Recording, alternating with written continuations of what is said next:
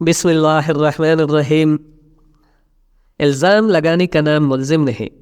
اگر کسی شخص کے واقعتاً ملزم ہونے کے لیے یہ بات کافی ہو کہ اس کے خلاف الزام لگانے والوں نے الزام لگایا ہے، تو پھر دنیا کا ہر شخص ملزموں کے کٹہرے میں کڑا ہوا نظر آئے گا، حتیٰ کہ خدا کے معصوم اور بے خطا پیغمبر بھی۔ محمد عربی صلی اللہ علیہ وآلہ وسلم خدا کے آخری پیغمبر ہے۔ آپ بلا شبہ پاک اور معصوم ہے، مگر آپ کے زمانے کے لوگوں نے آپ پر بدترین الزامات لگائے۔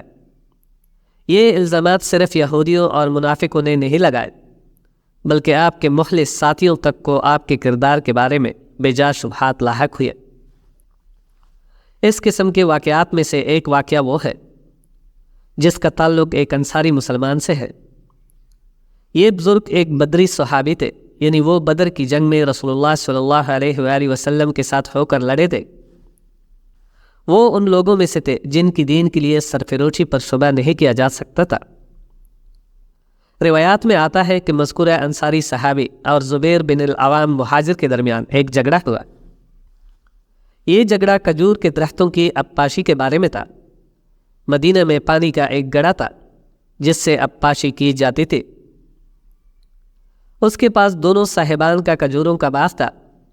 ایک بار اس امر پر جھگڑا ہو گیا کہ دونوں میں سے کون پہلے پانی لے۔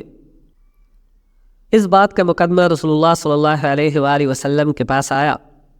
آپ نے یہ فیصلہ فرمایا کہ زبیر بن العوام پہلے اپنے باغ میں پانی لے جائے اور اس کے بعد دوسرے صحابی اپنے باغ کی سینچائی کرے۔ رسول اللہ صلی اللہ علیہ وآلہ وسلم نے جو فیصلہ کیا تھا وہ زرعی مصلحت اور جغرافیائی حالات کی بنا پر کیا تھا۔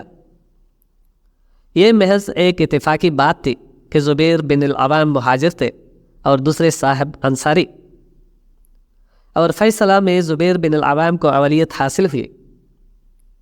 معاملہ کا انصاری فریق اس بات کو نہ سمجھ سکا کہ آپ نے جو فیصلہ فرمایا ہے وہ زرعی اور جغرافیائی بنیاد پر فرمایا ہے۔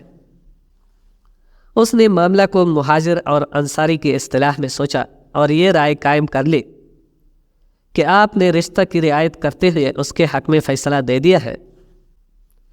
چنانچہ روایات میں آتا ہے کہ جب رسول اللہ صلی اللہ علیہ وآلہ وسلم نے دونوں کا فیصلہ فرمایا تو اس فیصلہ کو سن کر مذکورہ انصاری نے کہا، اے خدا کے رسول صلی اللہ علیہ وآلہ وسلم، کیا اس لیے کہ وہ آپ کی پوپی کے لڑکے ہیں؟ دوسری روایات میں یہ الفاظ ہے کہ انہوں نے کہا، رسول اللہ صلی اللہ علیہ وآلہ وسلم نے ان کے حق میں یہ اس لیے فیصلہ کیا ہے کہ وہ ان کی پوپی کے لڑکے ہیں۔ رسول اللہ صلی اللہ علیہ وآلہ وسلم معصوم عن الخطا تھے، آپ سے غلطی کا صدور نہیں ہو سکتا تھا، اس لیے یقینی ہے کہ یہ الزام بالکل غلط تھا۔ رسول اللہ صلی اللہ علیہ وآلہ وسلم نے جو فیصلہ کیا وہ اخلاص کے تحت کیا اور عین درست کیا۔ اس کے باوجود ایک صحابی کو آپ کے بارے میں شبہ لاحق ہو گیا اور اس نے آپ کے اوپر جانبداری کا الزام لگا دیا۔